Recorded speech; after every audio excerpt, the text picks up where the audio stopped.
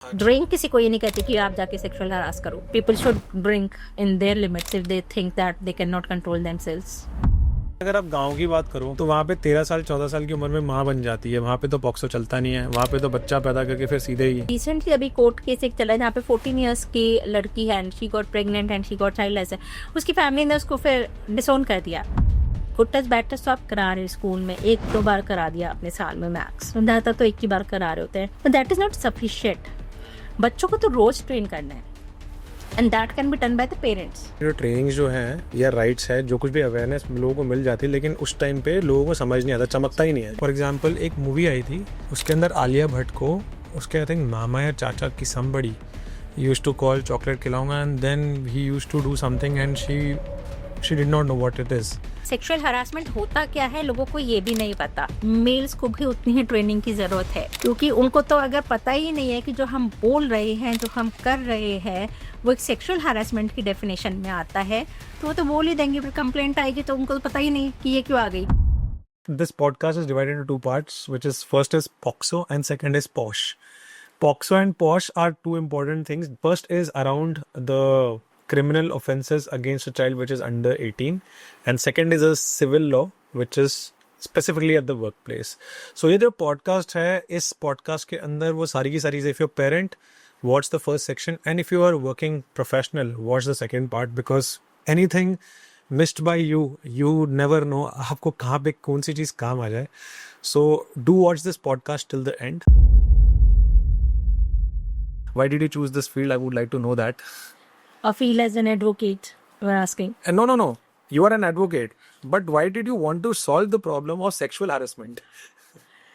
See, I think this is a very interesting part because every woman or every female, I'll say, has undergone through a sexual harassment since childhood or something, and I'm not the exception. Even I had faced my experiences. I was there when I was little, staying. I'm coming from a Bulandshahr.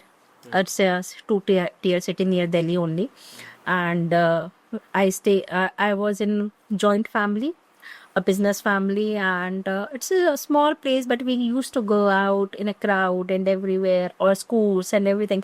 And I'll say everywhere there is someone or the other person harassing a woman. And I am also like one of the person who got harassed, and we don't know like where to talk about it. That's very And still many people don't know how to talk about it and where to talk about it. So when I got this opportunity in 2016, this act came in 2013. It was fairly new, never heard about it. In 2016, I got the opportunity to be part of the local complaints committee under District Magistrate of New Delhi District. I was asked to visit the SDM office and see is that they are going to form one committee and they need a female lawyer there to head this committee.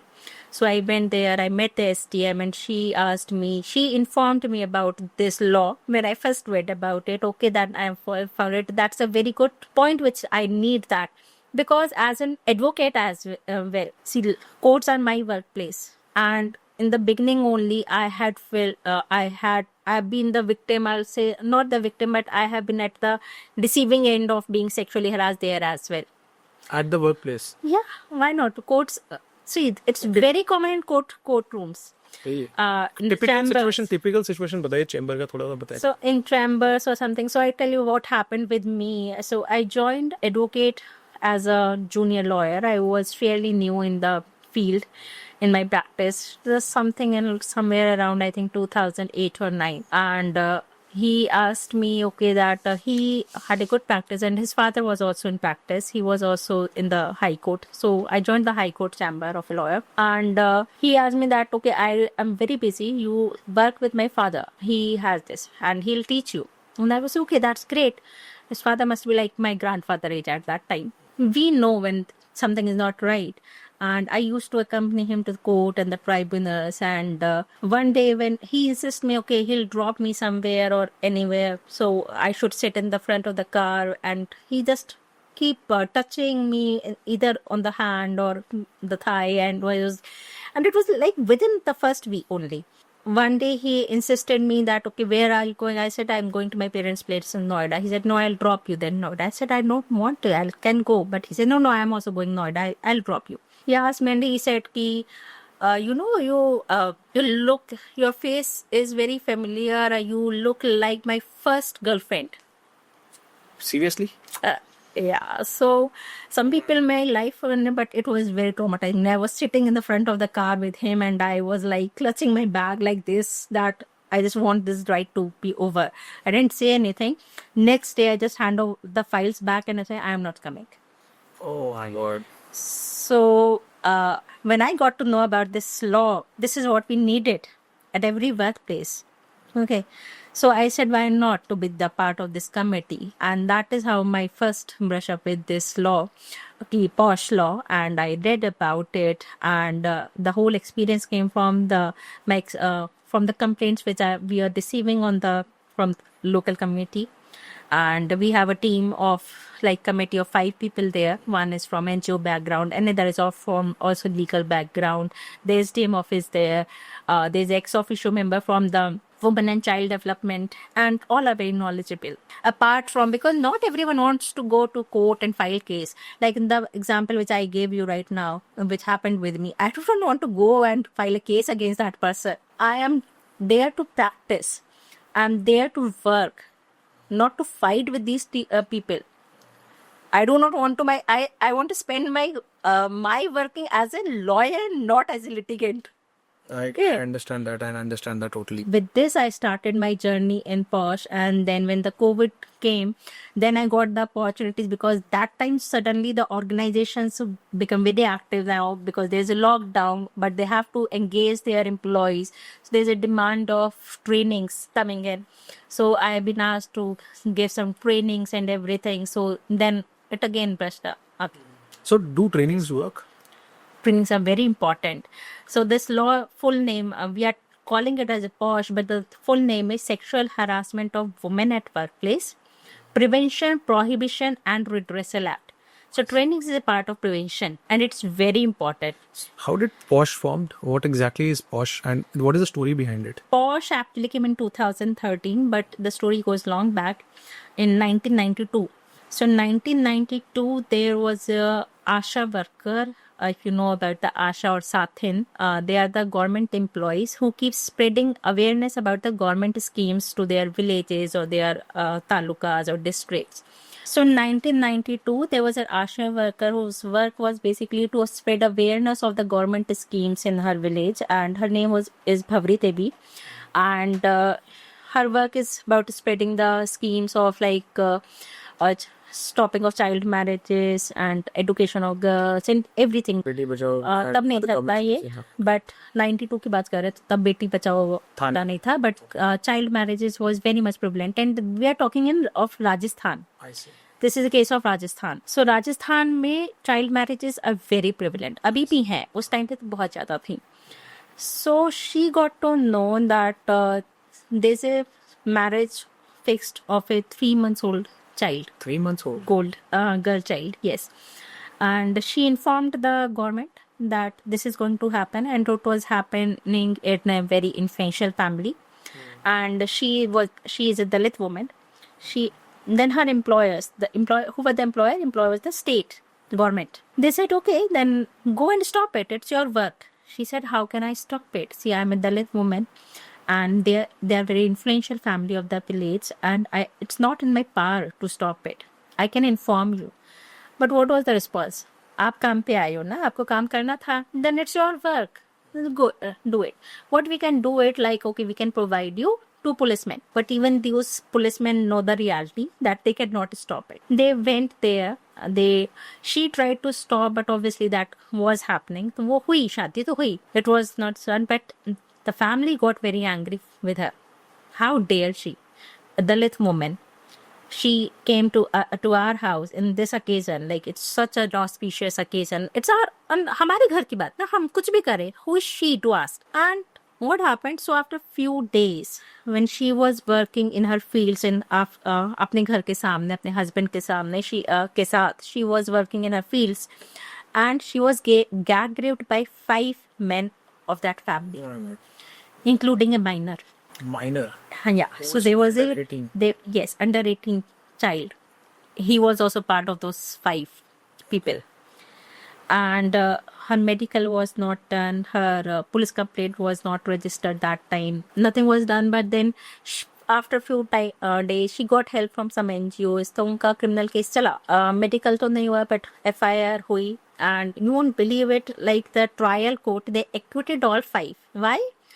It is not possible कि people from the upper caste they will even touch a woman from the lower caste. This was by a judge. This was a district court. Yes, this was a district court in 90s. We are talking about in 90s. अच्छा, okay. Okay, so district court actually. कानून ने बिना उसके एक biasness के basis पे. आप bias but that was the key mindset of the society. But not in the court. I think court is judiciary is logical, right? Judiciary goes by the paper and by the books. They go by the paper. See, that is a very ideal situation. I नहीं जाते. agree. But the judges are also from amongst us. हम आज भी इतने cases देखते हैं जहाँ पे स्टीरियोटाइप जजेस अपना फैसला देते हैं. स्टिल 2025 ऐसे अभी भी हमारे पास इतने केसेस आते हैं जहाँ पे स्टीरियोटिपिकल जजमेंट्स आते हैं. लड़कियों को बाहर क्यों गई आप, उस वक्त क्यों गए थे बाहर, आप क्यों कहते हैं. And this is from the judiciary, the higher judiciary. So court trial court acquitted those people की upper caste men will not touch a woman from the lower caste. It is not possible that चाचा भतीजा एक साथ किसी का rape करेंगे. Her husband was there, so it is not possible कि husband के सामने किसी का रेप हो. That so all these bizarre things, theories, and that appeal, she filed an appeal, and that appeal is still pending in High Court after so many years. But so she filed an appeal against the acquittal of those. तो वो case चलता है ना trial court से high court then supreme court, उस तरह से. So that's the criminal side of the law. Okay. So 3 NGOs came. One was Vishakha conglomerate. So they went to Supreme Court in a PIL, public interest litigation. Yes. And they asked that where is the responsibility of the employer? Why did not employer help her? अगर उसको medical नहीं मिला, Employer उस time में भवरी देवी का कौन था? State government. State government did not help. State government did not help. उनको मेडिकल चाहिए था, नो हेल्प. उनको अगर पुलिस कंप्लेंट लिखवाने की, there was no help. There nothing which was help. And basically work place पे हुआ. अगर घर के सामने भी हुआ किस वजह से? क्योंकि उसका काम ने उसको कहा था कि जाओ, ये आपका काम है ना कि आपको जाके शादी रोकनी है. So because of her work she was gang raped. That was in response to her work. This is actually I would say that ये पूरा आपका जो मेन पर्पस है उसको डिफीट कर रहा है कि you are getting punished because of your work. Yes. So that is why this public interest litigation was there. They filed in 93, and that time Justice Verma was there. There were 3 judges bench. उस time पे ही India ने उससे कुछ time पहले ही India ने also ratified the UN commission था, CEDAW लॉ कहते हैं उसे. एंड उसको रेटिफाई किया था that we are part that about all the gender equality. Then हमारा कॉन्स्टिट्यूशन भी प्रोवाइड करता है equality. We don't differentiate on the basis of genders. Equality at work, equality at profession, equality at life, liberty, everything is there. So Supreme Court ने सब कुछ consider करते हुए कहा कि yes, there is a gap, there's a lacuna, that there is no responsibility of the employer to provide a safe working place. ये supreme court ने बोला. Supreme Court ने. ये तो फिर With से 97. This is again a very weird and a vague statement which is not at all matching the Indian constitution. No. It's not patching. Supreme Court ने कहा कि Constitution provide कर रहा है, but there is so Constitution is a basic guideline. Constitution के अंदर equality था ना. Equality है, but वो equality को आप लेके कैसे आओगे, implement कहाँ करोगे? So equality होती है तभी उसके ऊपर बाकी laws बनते हैं. So Constitution में अकेले नहीं होता है. Not everything is going in there. So you need specific laws. So they said कि there is a gap of that specific law. So Supreme Court framed Vishakha guidelines. Vishakha was an NGO which is, and so Supreme Court says कि जब तक central government कोई law नहीं लेके आती, we are giving you guidelines, and this will be treated as law of land. Supreme Court has this power. So what happened after that? So Supreme Court framed all those guidelines. जहाँ पे पहली बार उन्होंने कहा कि employer की responsibility क्या है, committee बननी है, ट्रेनिंग्स होनी है, third party harassment, everything was there. तो इसके अंदर एम्प्लॉयर्स रिस्पॉन्सिबिलिटी है. employer's responsibility. Okay. So That after was- PIL filed by the NGO, supreme court ने उस गाइडलाइंस को इन्फोर्स करा कि अब ये एम्प्लॉयर का और उसको ने गाइडलाइंस बनाई है. बनाई है कि वी आर गिविंग कि आपकी वर्क प्लेस पे एम्प्लॉयर इज एक्चुअली लायबल और responsible for everything, prevention, prohibition, redressal जो है. समझ गया. पर मैं देखो इतने पॉश के ट्रेनिंग्स क्यों हो रहे हैं. सो पॉश तो बहुत बाद में आया. This was in 97. Original law something else. Posh अभी आया है ना. 97 से गाइडलाइंस चल रही थी. सुप्रीम कोर्ट ने इनफैक्ट कहा कि guidelines, then there were different cases as well. उसमें आया, then there was a case of Medha Kotwal Lele. So Supreme court ने कहा कि नॉट ओनली द जो आपके टिपिकल वर्क प्लेसेस हैं, आपकी जो मेडिकल एसोसिएशंस भी जो हैं, बिकॉज वहाँ पे कोई टिपिकल एम्प्लॉयर एम्प्लॉय रिलेशनशिप नहीं होता. जैसे हमारा बार काउंसिल है. So bar council में there is not typical, we are not employees of bar council, but Supreme Court ने कहा कि these guidelines should be implemented there as well. वहाँ भी होनी है क्योंकि यहाँ employer employee नहीं है, but we are members of the bar. So उन्होंने इस जगह भी किया. But then फिर 2012 that even the निर्भया कांड happened. But then एक फिर निर्भया कांड के बाद एक जस्टिस वर्मा कमेटी बनाई गई. So Justice Verma is the author of that Vishakha guideline as well. So he was that Supreme Court judge. Justice Verma committee ने जो हमारा उस टाइम पे इंडियन पीनल कोड था उसको भी पढ़ा. एंड बाय दैट टाइम ये जो पॉश का जो हम बात करें सेक्सुअल हैरेसमेंट लॉ, इसका भी एक बिल आ चुका था असेंबली में, एंड उसको भी रीडू किया गया. एंड दैट टाइम 2013 में फिर ये लॉ आया, पॉश का लॉ, जिसके हम कहते हैं 2013 में. And in fact in criminal law as well, IPC में सेक्सुअल हैरेसमेंट को एक क्रिमिनल ऑफेंस की तरह भी लेके आए गए. अच्छा, उससे पहले था नहीं. इससे पहले सिर्फ एक था रेप और एक था outrage of modesty of women. What is that? So modesty is very vague term कि मॉडेस्टी क्या होती है किसी भी वुमेन का. सो उसको आउटरेज किया है किसी ने, so that is one. So इसका एक बहुत इंटरेस्टिंग था. First case was by IPS officer Rupan Dev Bajaj against DGP director general of police KPS Gill.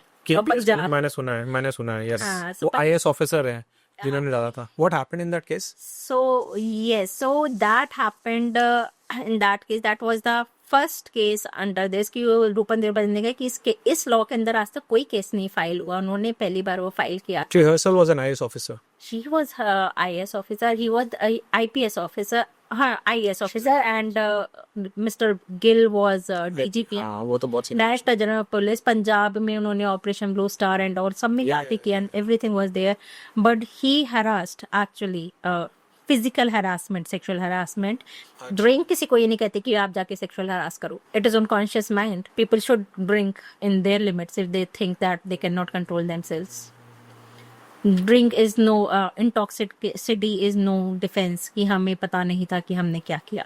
But ऐसे केसेस आते हैं ऑफ कोर्स आते हैं. और उसके अंदर नंबर 1 प्रेमाइस यही होता है. No, but we don't make it under this because Okay. no, it's on you. Nobody forced you to drink. ठीक है. Were you forced to drink? Okay ठीक है. अभी केपीएस गिल पे चलते हैं. So right. So we are in that only. So Mr. Gill actually physically sexual harassed Ms. Bajaj, and she did not want to file a case. She raised her complaint with Home Minister जिनके घर में ये हुआ. घर पे हुआ home minister. Yeah, it was like मैंने अभी उनका केस डिटेल में अभी पढ़ा, उनका मैंने इंटरव्यू भी सुना क्योंकि उनके घर में पार्टी में हुआ था. Right. So she was arrest. उन्होंने बात करी, उन्होंने चीफ सेक्रेटरी से बात करी, but nobody took it seriously. Complaint लिया और ड्रॉ में डाल दिया. एंड शी सेड कि ड्रॉ में क्यों डाल रहे हो. सो दे सेड कि आपको अगर एक्शन चाहिए, because he is a DGP, director general, कहते हैं आपको एक्शन चाहिए तो फिर आप कोर्ट से लेके आओ. That is why she has to file in court. Otherwise, she do not want to go to court. But then she find out कि this is one outraging the modesty of women. This is one section जिस पे कभी किसी ने case नहीं किया, तो उन्होंने उसमें केस डाला. And High Court उन्होंने obviously High Court ने उनका नहीं माना. But then Supreme Court, she was like कि कुछ नहीं होने वाला. And there were cross complaints as well. दूसरी तरफ से भी थी कि इसको क्वैश किया जाए, केस ही नहीं बनता, कुछ नहीं है. But then Supreme Court found him guilty कि no. And they Finally justice was provided to her. yeah in 2000 After how many in 2000 months or years? yes, many years. Many years. Okay. Even सरकारी job इतना highest position को hold करने के बाद भी the justice was. I think वो इसीलिए शायद because the even the other side is of the at the highest level. They both were anyways मतलब केसेस तो बहुत सारे के सारे आई हैव हर्ड ये विशाखा एंड द स्टेट वो 1997 वाला केस था I think 97. Medha Kotwal So that was 2012 जब डायरेक्शन पार्ट हुई थी मेहता कोतवाल लेले में. This was 2012. But now the Posh आया. So Posh is basically on the employers. So again अभी recently दिल्ली हाई कोर्ट ने क्या किया. दिल्ली हाई कोर्ट ने अपनी कमेटी बनाई है. So Supreme Court has their gender committee under gender. POSH नहीं कहते हैं वो उसको, जेंडर सेंसिटाइजेशन कमेटी कहते हैं. उसके अंदर वो कंप्लेंट्स लेते हैं. सो दिल्ली हाई कोर्ट ने भी रिसेंटली अभी 2 महीने last month only they had launched A portal for Delhi high court ने किया है अपने एम्प्लॉयज के लिए the staff. Okay, but Delhi high court bar association ने फॉर वुमेन लॉयर्स के लिए वो किया है कि they have created a portal कि अगर आपको हाई कोर्ट प्रीमाइसेस में कोई इशू आ रहा है, कोई सेक्सुअल हरासमेंट हुआ, like I discussed about my case, then I can file a complaint there. Similarly bar council of Delhi ने भी किया है कि all women lawyers who are registered there, so anywhere है ना, practicing anywhere, they can file complaint there. But next week only Bombay High Court had dismissed a case by a woman lawyer कि women lawyers are not employees of bar council. So, because we are not employees, that is okay, we are not employees, but you are members of the bar council. we are members, we paid membership there. Right. So Bombay High Court said, as women lawyers are not there members, not the employees, so Posh is not applicable on them. But नहीं है तो क्या हुआ. आप बाकी जगह से तो ना, सुप्रीम कोर्ट से आप ले लो, आप दिल्ली हाई कोर्ट से इंस्पिरेशन ले लो कि किस तरह से डील करना है. Because not everywhere, even if we are not employees, but that is our workplace, so something has to be there. And you cannot say that we cannot do anything. You take membership fees with from us. You did, तो आप बाकी आप facilities तो दो के ना, वो security and safe workplace तो it's your duty. डिसमिस कर दिया, फिर क्या हुआ फिर आगे? So this has happened last month only. So I'm just hoping that someone will go to Supreme Court and get it done. That because see Vishakha guidelines, Medha के कोतवाल ले ले, Supreme Court ने very clearly कहा कि Bar Council has to implement it. Bar council has to implement. So Posh नहीं है, पर मेधा कोतवाल ले ले में Supreme Court guidelines तो हैं. What is the difference between posh and POCSO? Posh जो मैंने बात की, it says prevention of sexual harassment, but it says abbreviation only. The full name is Sexual Harassment of Women at Workplace Prevention Prohibition Redressal Act. So it's for women and at the workplace. It's a civil law. POXO is protection of children from sexual offences. It's for children who are below 18, minors. It's a gender neutral. इसके अंदर लड़कियां लड़के दोनों cover होते हैं. And one thing, it's a criminal law. Criminal law. It's a criminal law. It is not a civil law. अच्छा, POSH is civil. Posh is civil. And this यहाँ पे एम्प्लॉयर की रिस्पॉन्सिबिलिटी है to provide a safe work place. POCSO क्योंकि बच्चे उससे involve है, वहाँ पे स्टेट की गवर्नमेंट की ड्यूटी है to provide that safety and including every individual who even have apprehension कि किसी बच्चे के साथ harassment, assault या aggravated assault, अलग अलग उसमें definitions हैं, कुछ भी हुआ है. अगर किसी ने रिपोर्ट नहीं किया, means for example if I came to know कि देयर इज अ एप्रीहेंशन, या मुझे पता चला है किसी बच्चे को हरास किया गया है, सेक्सुअली हरास्ड या सेक्सुअल असॉल्ट किया है, या उसमें जिस तरह की, इट्स अ वेरी लॉन्ग, उसकी डेफिनेशंस में काफ़ी कुछ आता है. And I did not report it to the authorities. उसके अंदर अथॉरिटीज़ दी हुई हैं, there is a child welfare committee, there is a special juvenile police unit, बच्चों के लिए पुलिस अलग है, उसमें है. There is a e box also, POCSO e box करके है. आप it's a tab by ministry NCPCR, National Child Protection Commission, right? So it's a body, government body, इनका काम है बच्चों के प्रोटेक्शन के लिए. तो उनका ये उनकी वेबसाइट पे there is a e box कि जहाँ पे आप ऑनलाइन कंप्लेंट फाइल कर सकते हैं. कितने देर के अंदर इसका एक्शन? बाय लॉ तो से इसकी इमीडिएट एक्शन लेना है. पहले बात में जो कह रही थी कि it's mandatory to report it. अगर हमने नहीं किया report and any authority came to know कि हमें पता था पर हमने नहीं किया, इवन एज एन अगर वी आर जनरल पब्लिक, हमको 6 महीने की सजा हो सकती है. Even if we have apprehension कि किसी के साथ हुआ है और हमने नहीं किया. What are the things which are covered in POCSO? किस टाइप के कंप्लेंट्स नॉर्मली रजिस्टर होते हैं पॉक्सो के ना, क्या होता है? बच्चों से छेड़छाड़ का, बच्चों के साथ जो भी सेक्सुअल असॉल्ट है, सेक्सुअल इंप्रेशन है, अब काफ़ी चीज़ें आ रही हैं जो कंसेंशुअल बच्चे भी एक्ट भी करते हैं, like the teenagers, they are very active now and वो करते हैं, but still by law they are not allowed till for the consensual I did not understand what is that. Consensual relationship between the kids, अगर The declare- teenagers and preteen. हाँ, so basically limit जो है हमारी minor major की जो difference है that is 18 years. 18 years से above major है, 18 ईयर्स से नीचे माइनर है। बट आजकल जो जनरेशन है, आजकल जो बच्चे हैं, they are active, sexually active और sexually in relationship even like when they are coming in teenager. आज तो मैं अगर बात करूँ 10-11 साल के बच्चे भी कहते हैं हमारी गर्लफ्रेंड बॉयफ्रेंड है। Okay, so if they get sexually active, they went into this relationship। और बहुत केसेस आते हैं जहाँ पे 16-17 साल के बच्चे हैं, लड़कियां हैं, लड़के हैं, and they got into relationship, pregnant भी हो गए हैं, and but they are again they are covered with POCSO laws की हम बात करते हैं कि that is they are considered as victim. They will not considered as कि ही कंसेंशुअल रिलेशनशिप था। सो They file it. they have to, because parents have to report it, school or any authorities have to report it, so procedure वो चलेगा। On the other person who has. या Even if it is बहुत consent- even if it is सारे यहाँ consensual. पे बहुत सारे grey areas है। हाँ। क्योंकि एक तो कंसेंशुअल रिलेशनशिप हो गया, व्हाट अबाउट कि अगर दूसरी पार्टी भी माइनर ही है, दोनों ही विक्टिम है, but people don't understand that. तो इसके अंदर दोनों के अगेंस्ट केसेस हो गया पे। हाँ, सो So even the girl will be क्या है, even a girl will be reported कि why did you do? Right, but होता क्या है कि हमारी सोसाइटी में और हमारी पुलिस वगैरह तक करती नहीं है। वो क्या करते हैं कि वो सिर्फ लड़के के, क्योंकि लड़की की फैमिली ने कंप्लेंट करी, लड़के के अगेंस्ट में क्या लड़का भी आ सकता है। लड़का भी कर सकता है, बिकॉज लड़का इज आल्सो विक्टिम, अगर माइनर है तो लड़का is also victim, but people are not much aware about it. ठीक है। And what police to they flow case आता है, बट जनरली अब कोर्ट क्या है, वो कोर्ट उनको क्रैश कर देती है कि अगर वो दोनों से बात करके दे आर इनटू कंसेंशुअल की, क्योंकि पर्पस क्या है लॉ का कि अब्यूज नहीं होना चाहिए, नॉट कि आप सिर्फ उसमें ना जाए। सो उनको कहते हैं कि आप इनकी काउंसलिंग करो, they are to be counselled, that at this stage it is not advisable physically and mentally all things. Okay, so आप करो उसी काउंसलिंग। रिसेंटली अभी कोर्ट केस एक चला है जहाँ पे 14 ईयर्स की लड़की है and she got pregnant and she got childless है, उसकी फैमिली ने उसको फिर डिसोन कर दिया।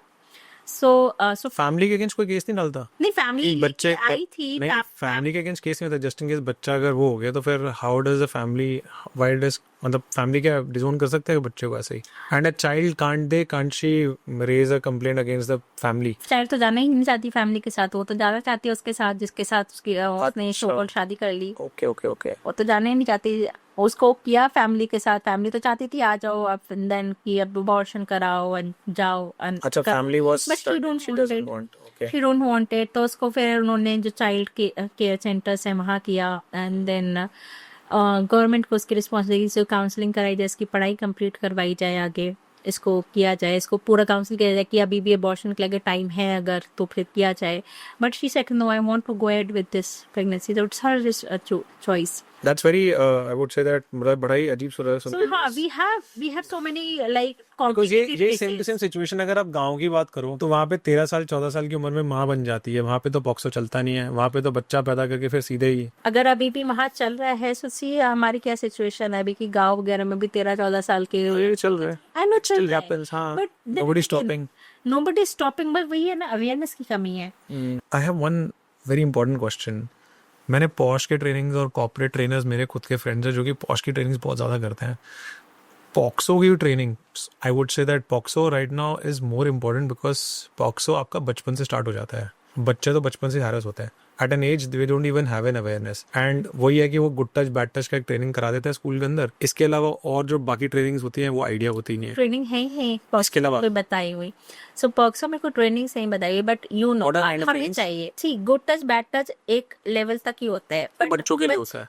बच्चों के नहीं, 5th क्लास तक के बच्चों के लिए आप कहते हो कि चलो वहां तक के लिए होता है, बच्चे तो 18 ईयर तक है, देयर इज अ गैप मतलब of that age group. So we have to come like I have a partner, she is a very good boxer trainers और हम देते हैं so उसके साथ we are इनको partnership तो we give training till 12 till क्या होती है 18 ट्रेनिंग्स के अंदर? सो अलग अलग हमारे उसके मॉड्यूल्स चलते हैं फॉर दैट कि उनके इश्यूज क्या आ रहे हैं लाइक साइबर को लेके आ रहे हैं रिलेशनशिप्स को लेके आ रहे हैं तो जब हम बच्चों को बताते हैं ना किसी अगर आप इस टाइम पे रिलेशनशिप में गए रिलेशनशिप में स्पेशली अगर आप सेक्सुअल रिलेशनशिप में गए तो this is what POCSO says और पॉक्सो में ये प्रॉब्लम्स आ सकती हैं इस वजह से दे ऑल्सो अंडरस्टैंड बच्चे बेवकूफ थोड़ी ना बच्चे बहुत इंटेलिजेंट है स्कूल के बच्चे हाँ कोरिया स्कूल्स में हो रहे हैं क्या ट्रेनिंग से? बहुत कम that's why I am saying we are trying कि कितना कुछ तो परसेंट करें है? कितना परसेंट है? मतलब कितने स्कूल्स मतलब सी गुड टच बैड टच करा रहे हैं वो छोड़ दो, उसके अलावा उसके अलावा ये गुड टच बैड टच है सरकार की तरफ से है ना? This is by CBSE mandate कि वो करना ही CBSE करना है अच्छा सीबीएसई बेसिकली ये सीबीएसई मैंडेट को CBSE फॉलो और हाँ so CBSE I am sure ICSE का भी होगा वो सब मतलब इनके हैं so ये बैड टेस्ट तो कराना है ये तो आपके मतलब वो आ गए मतलब करिकुलम्स हो गए जो कि चला रहे हैं. या आई एम टॉकिंग अबाउट ये वाला जो स्कूल्स खुद से I mean do they approach anybody कि यार हमको पॉक्सो भी कराओ और वेरी फ्यू मतलब आप वो परसेंटेज काउंट भी नहीं कर सकते ऐसी परसेंटेज मतलब हैंड मतलब फिंगर यस मतलब बहुत कम है वी आर ट्राइंग कि वो अवेयरनेस थोड़ी सी बढ़े कि भाई आपको 12th तक के करा लो but then schools have always constant कि देन आप फ्री में कर दो हमें तो we don't know we don't have any money to pay और एनीथिंग थोड़ा टीचर्स का करा देते लाइक अब केसेस आने जब शुरू हुए ना कि भाई आपने रिपोर्ट नहीं किया और आपके ऊपर केसेस आने शुरू हुए लाइक बदलापुर का केस आया एक अभी लास्ट ईयर आया था देन नोएडा महाराष्ट्र या सो नोएडा का केस आया जहाँ पे प्रिंसिपल और टीचर के अगेंस्ट में केसेस हुए because they fail to report it उनके स्कूल में हुआ उन्होंने आपस में क्या किया था हाँ इसको खत्म करो they had not reported to the police so वहां पे जब वो केसेस जब गए कोर्ट में कोर्ट ने कहा कि प्रिंसिपल और टीचर के अगेंस्ट में एक्शन क्यों नहीं लेते आप then even the government authorities अच्छा इनके अगेंस्ट में भी लेना है because even they are not that भूल गए वो कि वो भी प्रोविजन है कि अगर रिपोर्ट नहीं किया तो उनके अगेंस्ट में एक्शन लेना है कोर्ट के कहने पे याद आ रहा है तो जब वो याद आया वो रिपोर्टिंग शुरू हुई तो अब थोड़ा एटलीस्ट टीचर्स की करानी शुरू करी है कि भाई टीचर्स को आप एडुकेट कर लो एंड पॉक्सो ट्रेनिंग्स ना हम क्या कहते हैं कि गुड टच बैड टच तो आप करा रहे हो स्कूल में एक दो बार करा दिया आपने साल में मैक्स ज्यादातर तो एक ही बार करा रहे होते हैं but that is not sufficient बच्चों को तो रोज ट्रेन करना है and that can be done by the parents और द टीचर जो उनसे रोज कर उसमें है so what we like me Sashaktam minds and my partner Sashaktam minds is your organisation yes so Sashaktam minds में हम ट्राई करते हैं पेरेंट्स के लिए अवेयरनेस सेशन करना और टीचर्स के लिए कि आप रेगुलर में कैसे बच्चों को कराओगे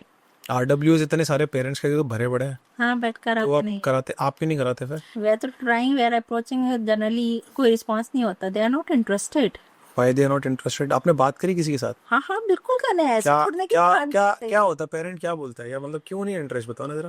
नहीं मतलब अभी से बच्चों को बताया हमारे बच्चे सब जानते हैं एक तो दिस थिंग ना कि हमारे बच्चे सब जानते हैं हमारे बच्चे बेवकूफ हैं मतलब इंटेलिजेंट बहुत है स्मार्ट है ओटीटी देख रहे हैं सब कुछ पता है लेकिन जहाँ सिचुएशन में होता है ना सब गोल हो जाते हैं this I had seen means the recent मेरी फ्रेंड ने बताया she is has joined me वो जो हमने बात की थी women Indian council of chamber वो है so she is there with me and she is a professor in a college वहाँ पे भी स्टूडेंट्स हैं and there was some teacher who was harassing who was actually verbally abusing students को कर रहे हैं क्लास में कर रहे हैं सबके सामने कर रहे हैं एंड बच्चे सब सुन रहे हैं बैठे हैं रो रहे हैं बट मतलब ओटीटी तो सभी देखते हैं ना everyone knows how to record on phone everyone knows कैसे करना है कंप्लेंट कर सकते हैं ट्रेनिंग्स भी हो रही है पर जहाँ खुद आप एक विक्टिम वाली सिचुएशन में हो तो क्या आपके साथ खुद हो रहा है you are at the receiving end you forget everything वो अवेयरनेस वो सारी गायब हो जाती है वो दूसरी थर्ड पार्टी के लिए तो है फ्रेंड आके बोलेगा उसको सब समझा देंगे that's exactly my reason why I am saying that कि जो ट्रेनिंग्स जो है या राइट्स है जो कुछ भी अवेयरनेस लोगों को मिल जाती है लेकिन उस टाइम पे लोगों को समझ नहीं आता चमकता ही नहीं है. That is what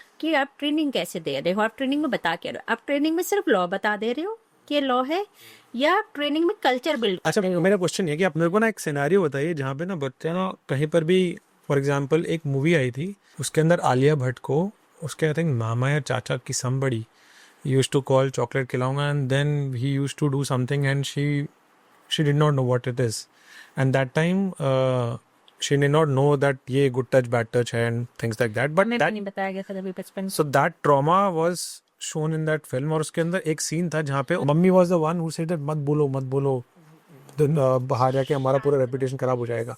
and this is been ये जो होता है ना, मतलब दिस इज वेरी सैडनिंग कि माँ जो है ना, जो कि सबसे बड़ी, who is the inspiration for everyone, she is mum in protecting her own child from such things to happen. मेरा सवाल ये है कि ये कैसे इस वाले पार्ट के अंदर कैसे, बिकॉज अगर बच्चा का कंप्लेंट मम्मी नहीं सुनती तो बच्चा फिर कहाँ पे जाके कंप्लेंट करेगा कि मेरे साथ ऐसा हुआ है. मम्मियों को किसने एम्पावर किया? ब्लेम कर रहे हैं हम पहले मम्मियों को किसने एम्पावर किया कि वो कर सकती हैं, उनके पास ये राइट है फैमिली में. आपने ज़्यादातर सोसाइटीज में आपने देखा है कि मम्मियों को कितना राइट होता है बोलने के लिए फैमिली में. चाचा मामा कोई कर रहे हो, कितना उनको वो कह दे खड़े हो के, कितना लड़ने की, कितनी औरतें लड़ लेंगी घर में कि हम अपने घर से लड़के कर रहे हैं घर वालों से. एम्पावर पेरेंट्स को भी करना पड़ता है. और आप तो छोटे बचपन की बात कर रहे हो, आपने हाईवे की बात करी, पर पॉइंट आपके वहीं पे है. मम्मियों की बात कर रहे हो, पेरेंट्स की बात कर रहे हो, फादर की भी बात कर रहे हो. बट अगर आप जब हम जॉइंट फैमिली में भी रहते थे, मेरा सवाल ये है कि क्योंकि ना अगर उस मम्मी ने अपनी बच्ची को बोला कि पापा को ही मत बताना, क्योंकि मेरे को पता है कि पापा को बता दिया, पापा को ने जाके लड़की ने पापा को जाके बता दिया पापा is super possessive about daughters. नहीं होते क्या? पापा भी चुप रहते हैं, पापा भी नहीं बोलते हैं. डिपेंड कौन है, मम्मी की साइड का रिलेटिव है कि पापा की साइड का रिलेटिव है, कौन है? बोल दो पापा की साइड का रिलेटिव है, कोई फूफा या चाचा या समथिंग. तो you want to say that अगर पापा के साइड का होगा तो फिर पापा चुप रहेंगे, मम्मी के साइड तो मम्मी चुप रहेंगी. लेकिन मम्मी अगर तो दोनों में चुप रहेंगी. मम्मी या तो बोल देंगी, अब आ रहे हैं, देखो वो generation, it depend on generation as well. हमारी मम्मी को जनरेशन थी और शायद कई बार हमारे उसमें भी वो शायद थोड़ा सा अभी भी. एंड डिपेंड क्यों कौन सी सिटी की बात कर रहे हैं हम, किसकी बात कर रहे हैं, उनको कितनी एजुकेशन मिली है, उनको पता भी है कि वो बोल सकती हैं, कहाँ बोल सकती हैं. घर में बात कर लेंगी क्या? उनको पता है कि वो पुलिस स्टेशन जा सकती हैं? कौन जाता है पुलिस स्टेशन? कहाँ जा रहे हैं? पॉक्सो ई बॉक्स आधों को नहीं पता, मतलब आधे क्या 99% लोगों को नहीं पता पॉक्सो ई बॉक्स, वो ऑनलाइन कंप्लेंट कर सकती हैं. CWC they have no idea कैसे करना है. अभी recently so as am POSH में हूँ मैं, सो पॉश में भी एक ई बॉक्स है गवर्नमेंट का, ministry of women and child development का, which is known as she box. She box, हाँ, what does it do? POSH में शी बॉक्स है जहाँ पे कंप्लेंट फाइल कर सकते हैं. पॉक्सो का पॉक्सो ई बॉक्स है NCPCR का. सो ministry of women and child development ने एक शी बॉक्स काफी टाइम से है जहाँ पे आप लोकल कमिटीज को रीच आउट कर सकते हैं, अपनी कंप्लेंट फाइल कर सकते हैं. एनीबॉडी, एनीवन अगर वर्क प्लेस से रिलेटेड है, पॉश से रिलेटेड है, तो you can file a complaint. अभी सुप्रीम कोर्ट ने रिसेंट ऑर्डर से कर दिया है कि every even private organisation has to register their committees there and वहाँ पे होगा. So as a local committee हम वहाँ पे चेक करते रहते हैं कि कोई हमारे लिए कंप्लेंट है वहाँ पे कि नहीं. सो अभी रिसेंटली वहाँ पे कंप्लेंट आई which is actually by school girl, she was harassed on street. So street harassment की कंप्लेंट थी, सेक्सुअल हरासमेंट की. एंड सो मैंने बात करी उससे. सो मैंने फ़ोन मिलाया तो उसकी सिस्टर ने उठाया. शी सेड कि वो अभी, सो मेरे दिमाग में उस वक्त नहीं आया कि माइनर है.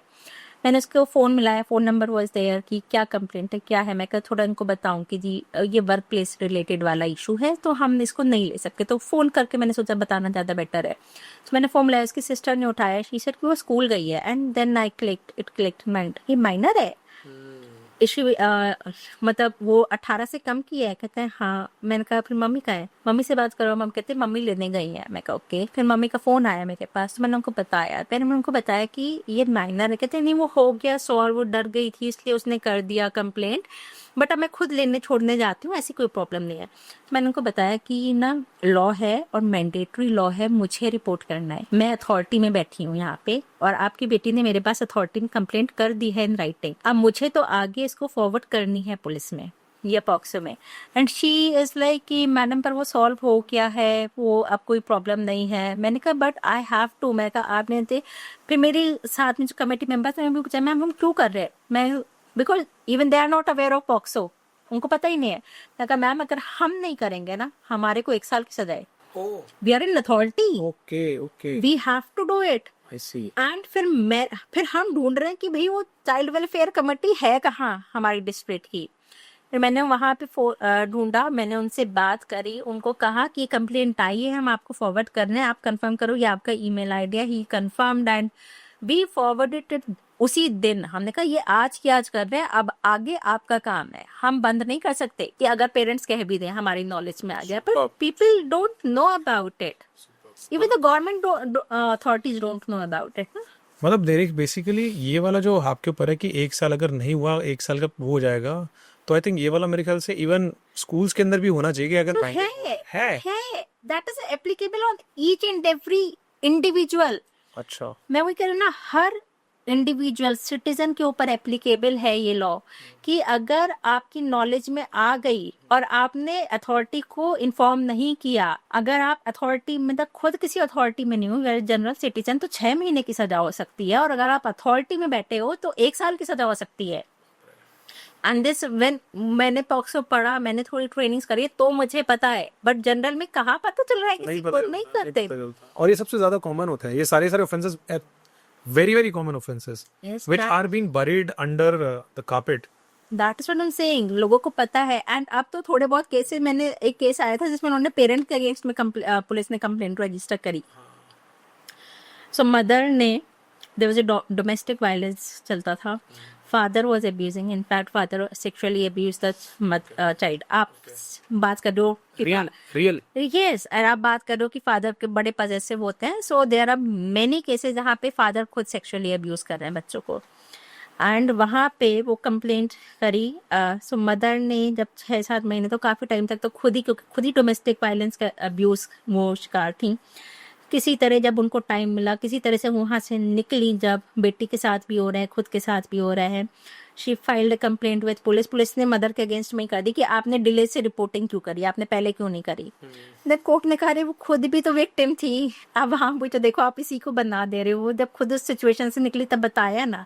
सो पुलिस भी कभी कभी ऐसा कर देती है, दिमाग नहीं लगाती. बट देन हाँ कर रहे हैं. So that I am saying कि अगर So what was the जो जिन्होंने करा था उनको फिर पनिशमेंट वो तो वो केस फिर क्रिमिनल कोर्ट में क्या होता है, मतलब क्या किस लेवल तक पनिशमेंट मिलता है? पनिशमेंट तो मतलब डिपेंड किस तरह का अब्यूज. फॉर एग्जांपल है sexual offence done by a father and mother और डोमेस्टिकली कर रहा है और आसपास के पड़ोस के अंदर भी वो कर रहा है न्यूसेंस. देयर इज मतलब like how many years? Life time भी है. मींस लाइक अगर आप ऊपर तक होता है 20 साल का भी है, अलग अलग चीजों पे दिया हुआ है. कहाँ पे आपका 3 साल भी है, 7 साल भी है, 10 साल, मिनिमम 20 भी है. हाँ, डिपेंड ऑन के क्या किया है. 20 भी है, and then even life sentence भी है. ओके ठीक है. आपने बताया था कि POCSO is criminal law and POSH is civil. By civil what do you mean by civil? Civil के अंदर क्या होता है? मतलब फॉर एग्जांपल अगर मैं बोलूँ कि मैं एक एम्प्लॉयर हूँ, मेरे नीचे एक मेरी टीम है, women joined, she and one more person got engaged and I would say that not engage typically another person who is a senior, जो कि मैनेजर सीनियर मैनेजर टाइप का बंदा है, उसने उस इंटर्न को पकड़ के छेड़ दिया. सो लीगली क्या चीज़ें होगी जो कि, बिकॉज आपने बोला सिविल लॉ है एंड आई थिंक कॉर्पोरेट्स के अंदर एक एचआर डिपार्टमेंट है, एचआर के अंदर आपका बहुत सारे के सारे कंप्लाइंसेस आ जाती हैं.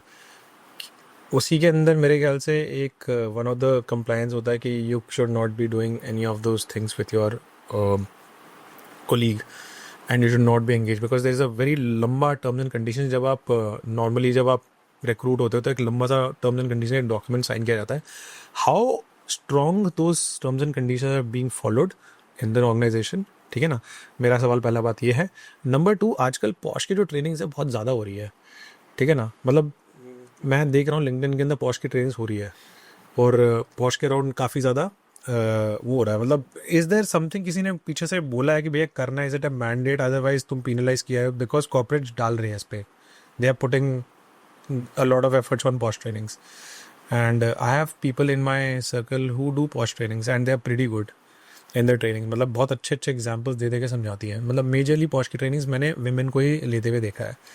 तो मेरा आपने बहुत सारे क्वेश्चंस पूछ लिए एक मिनट. हाँ, मेरे सवाल तो ऐसे ही निकल कर आएंगे. तो आप ना तोड़ तोड़ के मेरे को आंसर दो. पहला बताओ कि सिविल में क्या होता है, उसके बाद okay. So difference in civil and criminal law है कि क्रिमिनल अगर आप लॉ ब्रेक करते हो तो आपको जेल हो सकता है. सिविल लॉ में आपके ऊपर पेनल्टीज लगती हैं, आपको जेल नहीं होती है. ओके. सो सिविल लॉ अगर आप फॉलो नहीं करते हो, देयर आर रिपरकेशंस लाइक आपका पॉश अगर आप फॉलो नहीं करते हो, there can be penalty of 50,000 on the first time. Second time पे अगर आप फॉलो नहीं करोगे law, so it can be double as well as कि आपका बिजनेस लाइसेंस कैंसिल हो सकता है. ये बिजनेस ओनर्स के लिए, बिजनेस ओनर्स के लिए, any organization. POSH is applicable on each and every type of organization. There is no difference कि हमारे यहाँ ऐसा है तो हम स्टार्टअप है या हम एनजीओ है या हम स्कूल है या हम कॉलेजेस हैं, हमारे ऊपर पॉश नहीं लगता. Posh is applicable at every work place, even domestic workers, हमारे घरों पे भी पॉश है.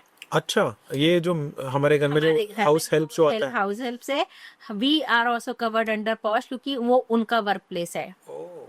But there is no sign document, यहाँ पे तो ऐसे ही लेके रख लेते हैं. That's और okay. चलता है. Yes, yes. होता है. Posh में specific there were domestic workers as well.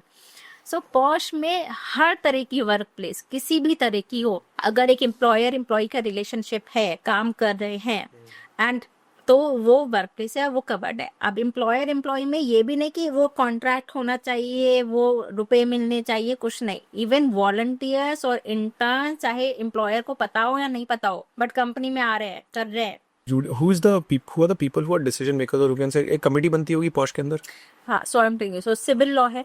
So civil law में जो कंप्लायंसेस की अगर मैं बात करूँ, सो पॉश की कंप्लायंसेस स्टार्ट फ्रॉम कि जहाँ आपकी कंपनी फॉर्म हो गई या स्टार्टअप है, एनजीओ है, एनीथिंग, अब वो एग्जिस्टेंस में आई है, चाहे कितने भी लोग हैं उसमें, एक पर्सन है या हजारों पर्सन है, इट्स एप्लीकेबल. के लोग को लगता है कि छोटी कंपनी है तो एप्लीकेबल नहीं है, बट इट्स नॉट. हर तरह की कंपनी पे स्टार्टिंग विद की एक पॉलिसी होनी चाहिए पहले, जिसको हम पॉश पॉलिसी बोलते हैं. आजकल कंपनी जेंडर न्यूट्रल पॉलिसी भी बना रही है, क्योंकि मेन के अगेंस्ट में भी केस, मेन भी विक्टिम होने लगे हैं देश है कि हमें जी जेंडर चाहिए, जेंडर न्यूट्रल पॉलिसी होनी चाहिए. या आप एमएनसी में हैं, सो कुछ एमएनसीज ला रही हैं, बट इट्स नॉट, क्योंकि law is not gender neutral, law is specific for women. Gender specific law है वुमेन सेफ्टी के लिए, तो वो है. देन आपके अगर यहाँ पे डिफरेंस आता है कि अगर 10 से कम लोग हैं या 10 से ज्यादा एम्प्लॉयज है, 10 से ज्यादा एम्प्लॉयज होने पे एक इंटरनल कमेटी होती है, जिसमें 3 आपके इंटरनल एम्प्लॉयज है और एक एक्सटर्नल मेंबर होता है जो कंपनी से किसी भी और तरीके से रिलेटेड नहीं है. फॉर दिस पर्सन टिपिकली कोई लीगल बैकग्राउंड, एनजीओ पर्सन भी हो सकता है, या person who has committed to the cause of women कहते हैं, या who has knowledge of law POSH की, जिसके नॉलेज है. बड़ी उस लीगल बैकग्राउंड अच्छा है, बट एनजीओ भी चलते हैं, पर लीगल बैकग्राउंड अच्छा है, क्योंकि उनको नॉलेज है एंड दे कैन चेक कि वो जो प्रॉपर कंप्लायंसेस सारी चल रही हैं कि नहीं चल रही. तो मतलब इट्स अ 3+1. It's a 3+1. ज्यादा भी लोग रख सकते हैं, बहुत सारी चीजें आती है, but there is a committee to deal with case. If there is an violation in the workplace, उसको सो कोई भी अगर सेक्सुअल हैरेसमेंट का केस आता है तो एक इस कमेटी को उसको डील करना है, वो देखना है कि जो भी उनके उसमें. देन पोस्टर्स होने चाहिए कि आपके ऑर्गेनाइजेशन में यहाँ लगा हुआ है कि जी ये कमेटी मेंबर्स हैं, यहाँ पे अप्रोच कर सकते हो और ये पेनल्टी है. सो यहाँ पे अगर 10 से कम एम्प्लॉयज हैं आपके पास, it's a small organisation, 1 person company, so यहाँ पे ये कमेटी जो हो जाती है वो लोकल कमेटी थी. जैसे मैंने कहा कि मैं न्यू दिल्ली डिस्ट्रिक्ट की लोकल कमेटी की चेयरपर्सन हूँ, सो वहाँ पे हमारा ज्यूरिसडिक्शन आ जाता है, क्योंकि कंपनी छोटी सी है, वहाँ पे इंटरनल कमेटी क्या बनाएंगे आप. सो वहाँ 10 से कम है तो वहाँ पे लोकल कमेटी के पास चली जाती है कंप्लेंट. करेक्ट. ट्रेनिंग्स में हो गया, एम्प्लॉयज की ट्रेनिंग होनी चाहिए, क्योंकि कल्चर बिल्ड करना है. That is first step of prevention. तो रिट्रेसल तो बाद में है, पहली चीज होनी चाहिए कि आप एम्प्लॉयज को बता क्या रहे हो कि आपका कंपनी का कल्चर क्या है, आपको किस तरह का एनवायरनमेंट चाहिए कंपनी में, what is acceptable. Sexual harassment होता क्या है लोगों को ये भी नहीं पता. जैसे उनको लगता है कि अगर एक मेल फीमेल की कंप्लेंट है, फीमेल ने मेल के अगेंस्ट में कर दी, तो वो सेक्सुअल हरासमेंट लेनी ही लेनी है, but it's not. It can be work harassment as well, it can be some type of other harassment. Typically POSH के अंदर किस टाइप के केसेस रिपोर्ट होते हैं? काफी मतलब वर्बल कॉमन. हाँ, सो वर्बल भी बहुत होता है कि आपकी बेसिकली एडवांसेस काफी हैं, आप किस तरह से टच कर रहे हैं, किस तरह से कर रहे हैं. प्रमोशन या डिमोशन को लेके ये पावर बैलेंस बहुत होता है, पावर उसके ऊपर की सीनियर जूनियर के बीच में. कंसेंसुअल रिलेशनशिप भी कई बार जब बिगड़ जाते हैं, खत्म हो जाते हैं, वो भी चल होता है. एक को लग रहा है कि भाई मैं तो सिर्फ फ्लर्ट कर रहा हूँ, मैं तो सिर्फ मजाक कर रहा हूँ. एक मजाक वाला बहुत है, क्योंकि हमें कभी क्या होता है, बहुत लोगों को लगता है ट्रेनिंग है, वुमेन ट्रेनिंग है, दे फॉरगेट कि भाई मेल्स को भी उतनी ही ट्रेनिंग की जरूरत है, क्योंकि उनको तो अगर पता ही नहीं है कि जो हम बोल रहे हैं, जो हम कर रहे हैं, वो एक सेक्सुअल हैरेसमेंट की डेफिनेशन में आता है, तो वो तो बोल ही देंगे, फिर कंप्लेंट आएगी तो उनको तो पता ही नहीं कि ये क्यों आ गई. तो मतलब यहाँ पे सिक्योर करने के लिए मेल्स को ज्यादा पार्टिसिपेट करना चाहिए. Everyone has to be participate. मतलब ज्यादातर पार्टिसिपेशन रेट ज्यादा किसका होता है पॉश के केसेस में? हम समझाते हैं कि it has to be full entire complete, it can not be differentiate कि सिर्फ. In reality what happens? नहीं, आप करता है पूरा आता है। जनरली लोगों को समझ में नहीं आता, but then as a trainer it's the work of trainer कि उनको बताएं कि इससे बहुत मतलब होता है, तो लोग कराते हैं। उनके माइंड में ये है जब तक आपने ट्रेनिंग नहीं कराई है। वो एक हो गया। एंड देन कमेटी को भी जो ट्रेन करने की जरूरत है कि भाई आपको डील कैसे करना है। तो एक कंपनी के अंदर कमेटी होती है, और ये कितने टाइम के लिए होता है? कोई टेन्योर होता है? जैसे सरकार होती है 5 साल कमेटी के का बाद 3 साल का टेन्योर होता है। ये कौन decide करता है? 1 टर्म लॉ में डिसाइड है, लिखा है लॉ में, लिखा है पॉश लॉ के अंदर कि कमेटी का जो टर्म है वो 3 साल का टर्म रहेगा। अब डिपेंड ऑन कि आपकी बड़ी ऑर्गेनाइजेशन है कि छोटी। बड़ी ऑर्गेनाइजेशन कितनी बड़ी और छोटी ऑर्गेनाइजेशन कितनी छोटी? सो छोटे ऑर्गेनाइजेशन मेरा मतलब है कि कमेटी में अगर आपको मेंबर्स रोटेट करना है, 3 मेंबर तो आपके इंटरनली रहने हैं, उसमें से एक जो आपका चेयर पर्सन या प्रिसाइडिंग ऑफिसर कह लो वो एक फीमेल एम्प्लॉय रहेगी जो एट सीनियर लेवल है। अब अगर आपकी ऑर्गेनाइजेशन में वो 1 या 2 ही हैं तो आप उन्हीं को रोटेट करोगे, दोबारा से उन्हीं को करोगे एवरी ईयर एवरी 3 ईयर्स। अच्छा, उसी को रोटेट। आप उन्हीं को रेगुलेट करोगे। अगर एक ही है तो उसी को लेके आओगे, अगर आपके पास 3-4 हैं तो उनको रोटेट करोगे। So it all. एंड बाकी 2 जने भी इस तरह से ही है। एक लीगल बैकग्राउंड का पर्सन होना चाहिए, तीसरा पर्सन होना चाहिए जो कहता है committed to the cause of women. अब वो बहुत ही वेग है डिसाइड करना कि who is committed to the cause of women. तो एक आप ले लेते हैं HR पर्सन भी ले सकते हैं, बस जनरली देखते हैं HR हेड नहीं होना चाहिए, या अलग अलग डिपार्टमेंट से ले लेते हैं। एंड एक एक्सटर्नल पर्सन। सो अभी रोटेट डिपेंड की कंपनी का किस तरह का साइज है, do you have those type of people कि आप अलग अलग लोगों को लेके आओ। So in that depend company to companies. Then committee needs to be trained कि ये केस डील कैसे करना है, उनको भी तो ट्रेनिंग की जरूरत है। Because they are also employees. वो लॉयर्स नहीं है, वो कोर्ट नहीं है, पर उनको पावर दे दिया कोर्ट वाले की डिसाइड करो कि भाई सेक्सुअल हरासमेंट हुआ है कि नहीं हुआ, वो भाई कंप्लेंट होनी चाहिए, उसका रिप्लाई होना चाहिए, ये एविडेंसेस, ये statement. Do you think in normal person knows? नहीं पता। सो लॉ कहता है कमेटी की भी skill development, capacity building training होनी चाहिए, उनको पता होना चाहिए कि कैसे डील करना है। सो वो ट्रेनिंग मैंडेटरी होती है। That's very interesting. तो अगेन मेरा क्वेश्चन वही था कि मतलब कल्चर, हमारे इंडियन कल्चर है, इज इट मतलब because it's more protective for reputation than for justice? Because reputation ज़्यादा इंपॉर्टेंट है, जस्टिस क्योंकि जस्टिस मिलता नहीं है, क्योंकि डेट्स बहुत सारे होते हैं। रेपुटेशन ओरिएंटेड ज़्यादा रहता है कि भाई हमारा रेस्पेक्ट, रेपुटेशन तो एटलीस्ट बना रहेगा। क्योंकि जैसे ही पुलिस और लीगल का नाम ले दो फिर सडनली सबके आईब्रोज खड़े हो जाते हैं, अच्छा यहाँ पे कुछ तो गड़बड़ हुआ है, despite of the fact the other person has not done anything, just raising a voice. So यहाँ पे थोड़ा सा डिफरेंस है बहुत सारा चीज़ पे कि कल्चर की जब आप बात कर रहे हैं, ऑर्गेनाइजेशन में हो रहा है या स्ट्रीट पे हो रहा है। क्योंकि दैट इज व्हाट कि पॉश लॉ आया है ना जब, तो एटलीस्ट वुमेन के पास एक जगह है रेज करने के लिए अपनी आवाज़।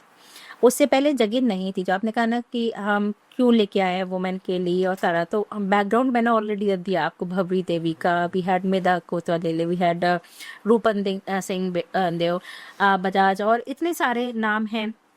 वेरी फ्यू में, ऐसा नहीं मेल्स के साथ नहीं होता, पर बहुत ही कम होता है। और होता है तो आई थिंक जब लॉ आएगा तब आएगा। दे हैव देयर रेवेन्यूज अभी भी, ऐसा नहीं कि उनके पास कोई रिकोर्स नहीं है, they have their recourse. But again एक लॉ की जरूरत इसलिए थी क्योंकि लॉ वो कहीं तो बोल सके, राइट। सो जब ये आया जो आप कह रहे हो कल्चर बेस्ड है, जस्टिस वो है, रेपुटेशन है उसमें organizations are complying with it, क्योंकि रेपुटेशन का सवाल जो कर रही हैं, जिनको ये समझ में आता है कि if they do not comply with it, वो एक ब्रांड डैमेज ज़्यादा करेगा rather than complying with it.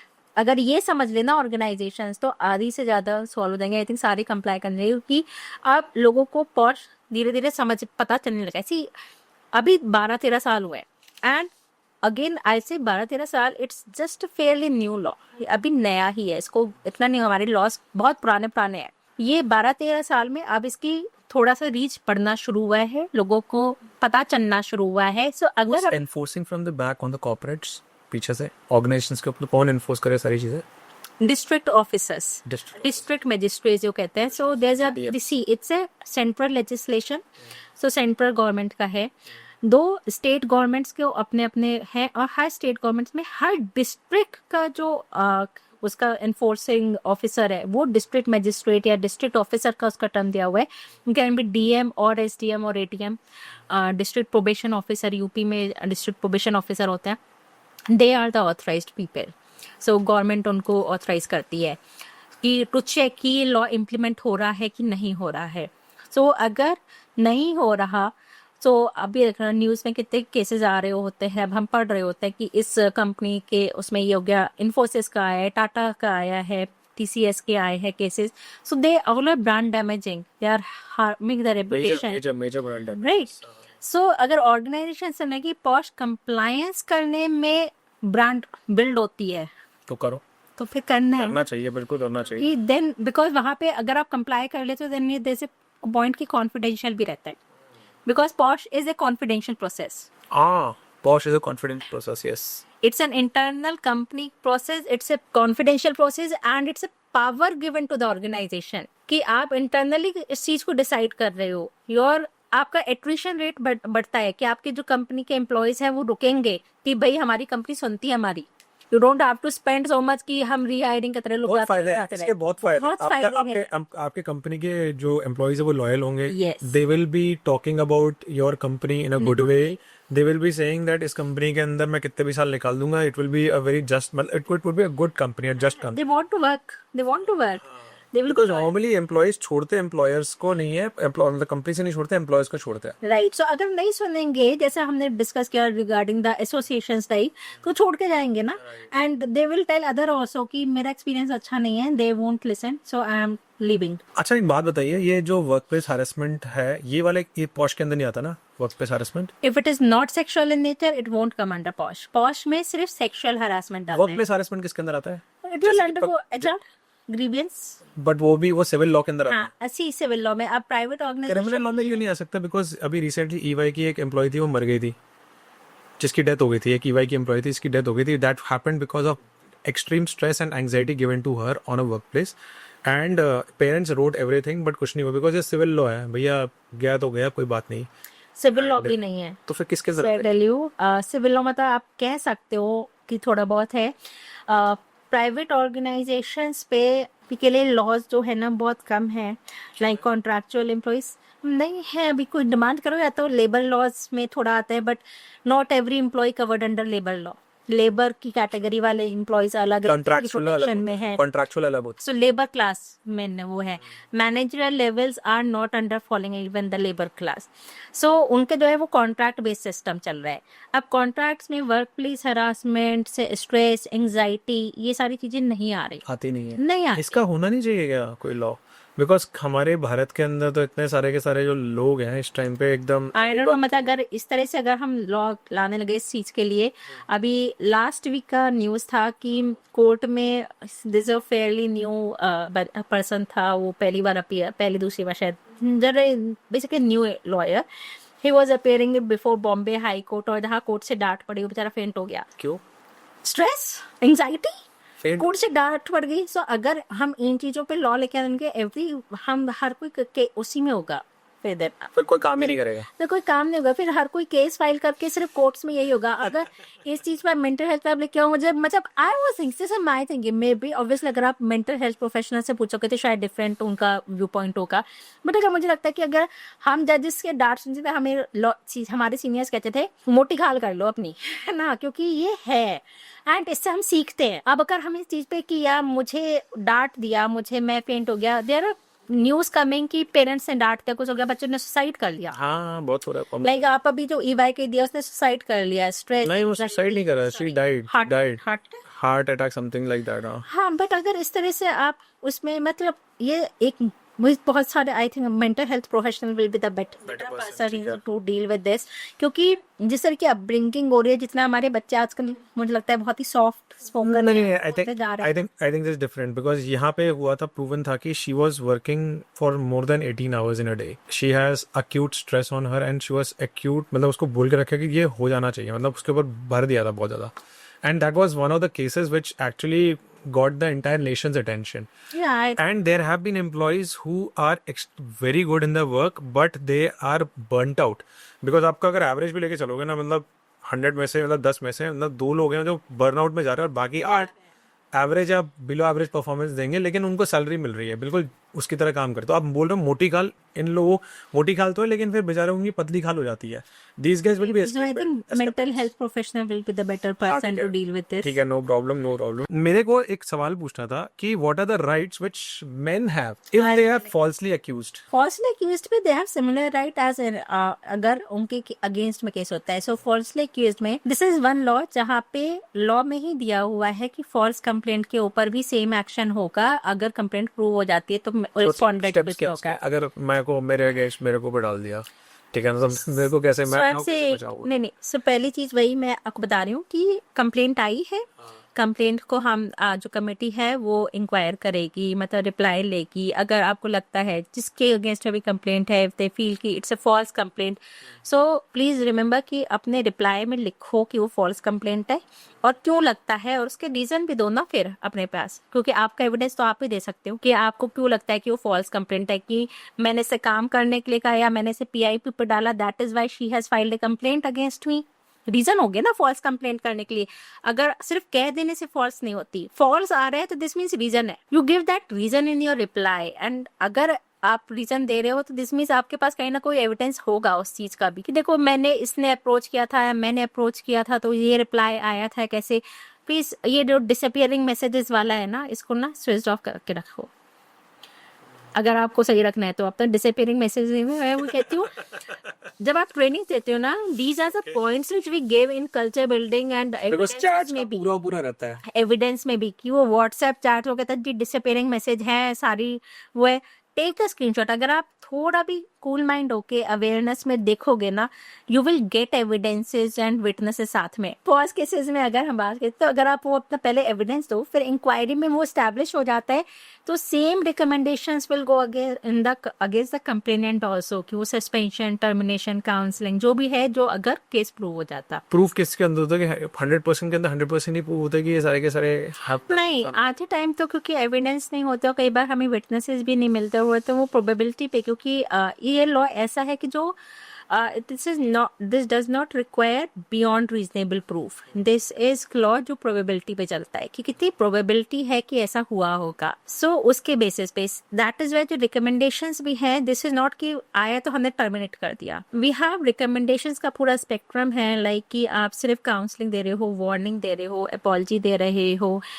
थोड़ा सा उनको सस्पेंशन दिया है, टर्मिनेशन दिया है, डिपेंड ऑन द सीवियरिटी और डिपेंड ऑन कि कितना परसेंटेज टाइप ऑफ प्रूव है। परसेंटेज कहीं दी नहीं हुई है, इट्स आउट ऑफ माइंड कि आपको क्या लगता है। सो उसके ऊपर डिपेंड करता है रिकमेंडेशंस कि अब आप पूछो कितने परसेंटेज प्रूफ होते हैं, नहीं होते, हर केस प्रूफ नहीं हो पाता। तो फिर उस केस से क्या होता है? सो हम ये कहते हैं कि not proved, simply it's not false, it is not proved, it is just simply not proved.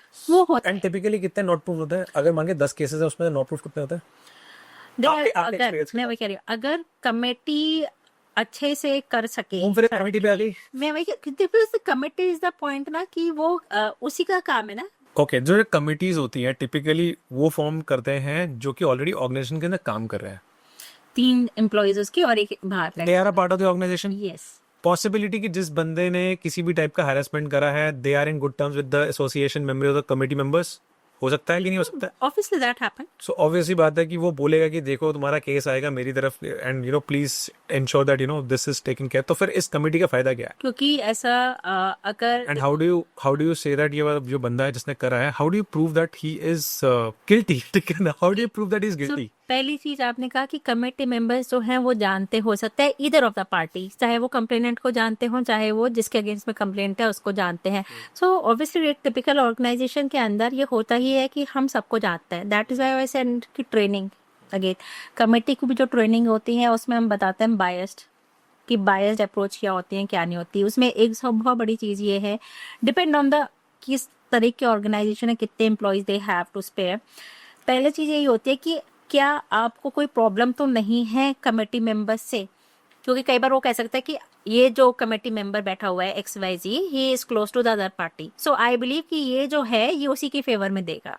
They have this option, parties have this option to से।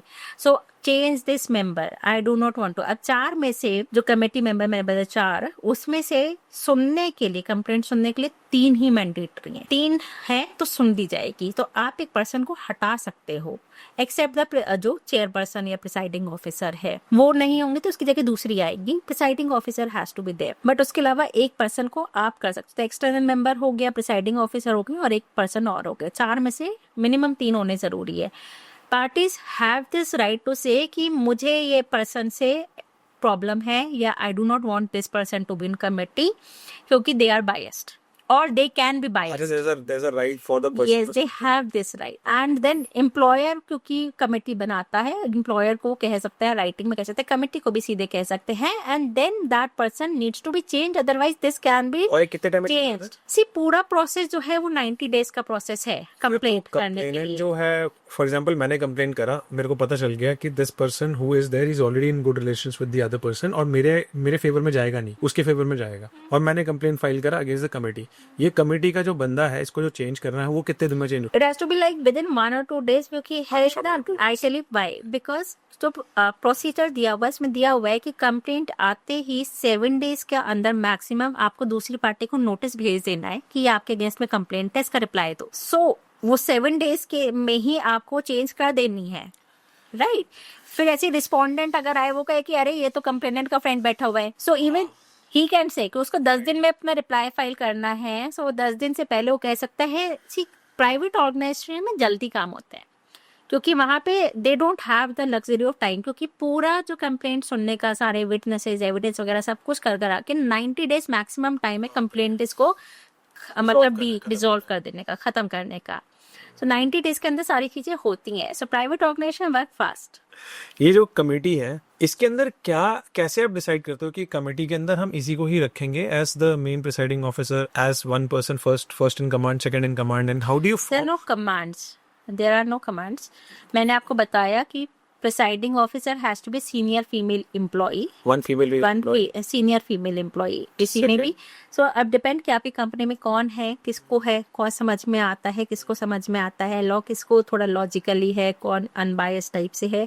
It's employers prerogative. ये आपने बताए हैं characteristic features, but again committee के कुछ वो नहीं है क्या, मतलब फॉर एग्जांपल गाइडलाइंस की ये चीजें होंगी? जैसे कि सिंपल सा मैं एग्जाम का बात करता हूँ कि फॉर एग्जांपल एक पोस्ट ग्रेजुएशन के अंदर मेरे को अप्लाई करना है, तो फिर वो एलिजिबिलिटी बोल रहे तुम्हारे 50% एंड अबव होना चाहिए, ये क्राइटेरिया। कोई एलिजिबिलिटी नहीं है, क्योंकि वैसे भी ये रोटेट होना है 3 साल में। बट आपको you have to keep the best of the best person, you can't have anybody at the top position. हाँ, सो वो टॉप पोजीशन में इसलिए चाहिए होता है so that they can not influenced by the other people.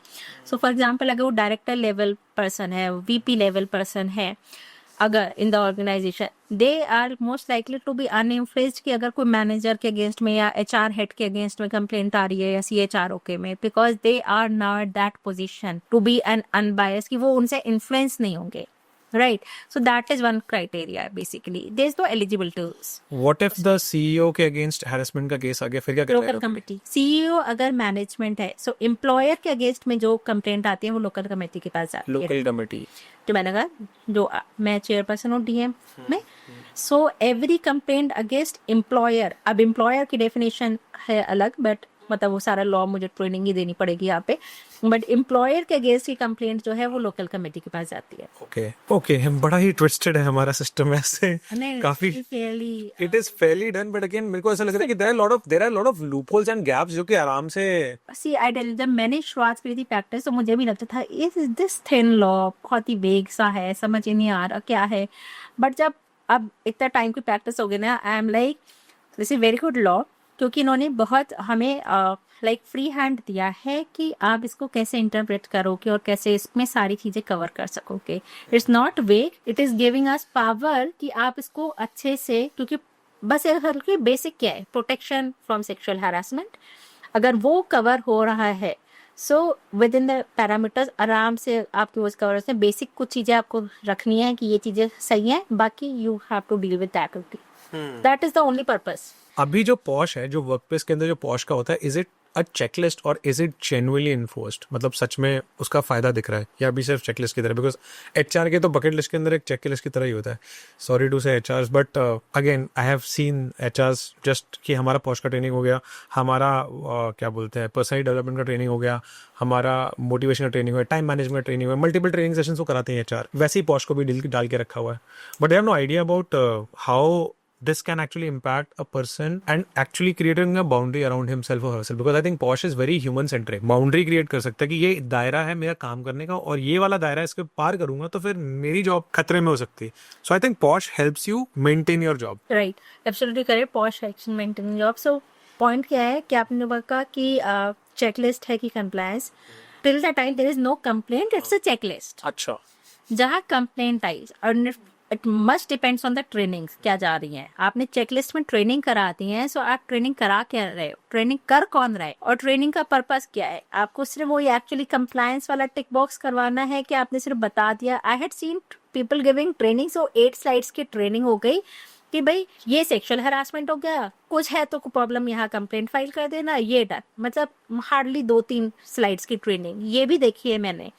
And there are trainings जो proper situation based trainings कराते हैं कि देखो आपकी अगर ये सिचुएशन है तो क्या है, क्या ये सेक्सुअल हरासमेंट पे आएगा नहीं आएगा. इंटरेक्टिव ट्रेनिंग्स जहाँ पे आप डिफरेंट सिनेरियोज डिस्कस करते हो ताकि लोग रिलेट कर सके. और वहाँ पे जब कोई कहते ना कि हमारे तो कोई नहीं आती कंप्लेंट, मैं कहती मेरे से ट्रेनिंग कराओ, जो लाइक कंप्लेंट आएंगी, मैं कहा बिल्कुल आएंगी और आनी चाहिए, बिकॉज ऐसी कोई जगह नहीं है जहाँ सेक्सुअल हरासमेंट नहीं होता. मैंने कहा अगर आ रही है ना then your training is successful. आती है तो क्योंकि अगर आप ये कह रहे हो कि हमारे यहाँ कोई कंप्लेंट नहीं आती, this means you are doing only the checklist tick box.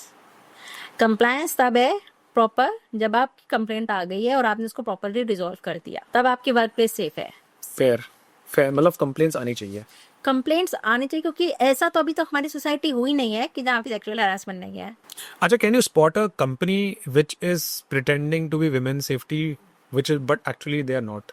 I can spot a company. मतलब आपने ऐसे कोई ऑर्गेनाइजेशन देखे जो कि दिखा रहे हैं कि हम तो बहुत विमेन सेफ है लेकिन एक्चुअली में वहाँ की विमेन सेफ ही नहीं है? There are many and there are many जो कहते हैं कि हमारे रेड फ्लैग्स क्या होता है? आप देख लो कितने में जल्दी निकल के जा रहे हैं, कितना आपका जो छोड़ के जा रही है, कितना आपका एट्रिशन रेट है. One is attrition rate, second वहाँ पे किस लेवल तक है आपके वुमेन और किस से चल रहा है आपका. वो बेसिकली रेड फ्लैग्स में मेनली आपका एट्रिशन है क्योंकि वही जो कॉन्फिडेंशियल होता है तो ज़्यादा बातें नहीं होती है ना, और कितना वो आने के लिए रेडी है, कितना अच्छे हैं वर्क के लिए. बाकी तेरा कंपनी जो कहते हैं कि हमें जीरो टॉलरेंस है and we don't use it, हम पॉश कंप्लायंट है, but they have no idea.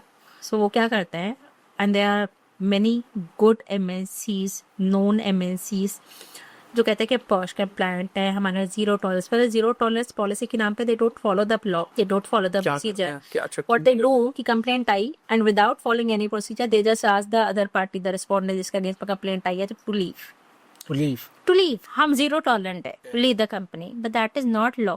Law is not against main, पर दिस टाइप ऑफ कंपनीज बना देती हैं उसे कि जो एक माइंडसेट चलता है कि this law is against men, because this is what this law makes. This are the organization which is making them against men, क्योंकि लॉ कहता है कि आप दोनों पार्टी को सुन के एक फेयर डिसीजन पे पहुंचो कि एक एनवायरमेंट सही रहना चाहिए. राइट. तो what is it holding back? Because मेरा अगला क्वेश्चन वही था कि can law be general neutral here? Because it's not required. Because देखो ना, यहाँ पे तो क्लियरली जीरो टॉलरेंस के अंदर निकाल रहे हैं, ठीक है ना, which means it is clearly targeting main without even informing him. Because I think एक शो कॉज नोटिस होता है पहले जहाँ पे आपका क्वेश्चन नोटिस भी देते हैं, सब होता है. सो क्या होता है कि वो कहते हैं कि देखो कंप्लेंट आई है, या तो रिजाइन कर दो या फिर हम कंप्लेंट का इंक्वायरी करेंगे. अब रिजाइन कर दोगे तो आपका थोड़ा सा पेपर वर्क कंप्लीट रहेगा, क्लियर रहेगा, है ना. अगर हम इंक्वायरी करके निकालेंगे तो माइंड में फियर क्रिएट कर देता है, then you will be terminated type. हम तो टर्मिनेट करेंगे, है ना. अच्छा, तो फिर वही है कि in a way that you can't even, but इसके अंदर don't you think that the law is against the man? अगर उसका कुछ पहली चीज, complaint can be filed against men, women both, or even the third genders. But how can a So respondent जिसके against में complaint file हो रही है, this is not only related, हम जेंडर स्पेसिफिक जो बात करते हैं वो विक्टिम के लिए बात कर रहे हैं जिसके साथ हो रहा है कि women can only file complaint, but complaint can be filed against male, female और either the third genders. Anyone can harass, that is gender neutral term. Okay. But male उसकी जो आप बात करें, so it's not against man, ये मैं कह रही हूँ, ये माइंडसेट होता है जब आप सही से बताते नहीं हैं। जो कंपनी जैसे आप बता रहे हैं, मैं बता रही हूँ कि कंप्लेंट आई है और हमने बाहर निकाल दिया, they make it in the mind of man कि this law is against man, क्योंकि वो लॉ फॉलो ही नहीं कर रही कंपनीज। कंप्लेंट आई और हमने निकाल दिया, क्योंकि लॉ तो कहता है कि आप दोनों को सुनो बिल्कुल अनबायस्ड मैनर में। आपको रिस्पोंडेंट को भी वो नहीं करना, because sometimes even they don't know कि इन्होंने जो कहा या वो जो जोक कर रहे थे या सो कॉल्ड जोक चल रहा था कि भैया, या हम सोशल मीडिया की हम बात कर रहे हैं, हम कोई ओटीटी का हम कोई सीरीज देखे और हम उसको डिस्कस करने लग गए, that can also be complaint कि दिस टाइप ऑफ सीरीज, या वो सीन दिखा रहे हैं गेम ऑफ थ्रोन की, अगर आपने क्लिप चला दी एंड समबडी इज गेटिंग, या जो भी लैंग्वेज का भी हो जाता है issue, so even they are need to be sensitised, they are need to be informed, and not to कि they can only be terminated कि आइए हमने टर्मिनेट कर दिया। I have seen those type of complaint as well, जब complaint की copy भी नहीं दी है और कह दिया कि अपना रिप्लाई दो वरना रिजाइन करो। हम कहते हैं कि रिप्लाई किस चीज का दूं, कंप्लेंट तो दो, बट दे नो कि या तो, एंड उसमें हमें भी पता होता है कि अगर कंपनी का एटीट्यूड ये है, सो वो आपको टर्मिनेट ही करेंगी, they are not following obviously. and they are getting awards also for being posh compliant कि ओ इनका posh बहुत अच्छा है, but they don't know that. Posh का कोई स्कोर भी होता है ना मेरे ख्याल से, So POSH complaint, because I think there is something called great places to work with, उसके अंदर पॉश भी आता है। so there's no legal, ये HRs का अपना चलाया हुआ है कि वो कई organizations हैं जो चाहती हैं, उनका मकसद बेसिकली ये है कि टू आपको एक रिकॉग्निशन मिलेगी तो शायद लोग कंप्लाई करना शुरू कर दे। सो लाइक केल पचार करता है, और अभी CSDT वालों ने नो मीन्स नो ने यहाँ दिल्ली में भी किया था, और भी ऑर्गेनाइजेशंस करती रहती हैं जो अपने अवार्ड्स निकालते हैं। तो HRs कई अवार्ड फंक्शंस वगैरह होते हैं, सो दे आर ऑल्सो होते हैं। अब वो पॉश अवार्ड्स भी कई लोग करने लगे हैं कि दे आर कंप्लायंट, तो वो अपन दिखाते हैं, ठीक है, but these are not government और थर्ड और anything, nothing like these are private organisations. Correct. मैं I wanted to ask that why the law is So, gender neutral. See देखो, अभी बहुत कम ऐसे केसेस हैं जहाँ पे मेल हरास होते हैं, ऐसा नहीं कि नहीं होते, होते हैं, but the percentage is very low and we need law. और यहाँ का इसका पर्पस ये है कि यहाँ पे, क्योंकि फीमेल्स अभी भी बहुत होती है, बहुत होती है, I agree. We need women specific law.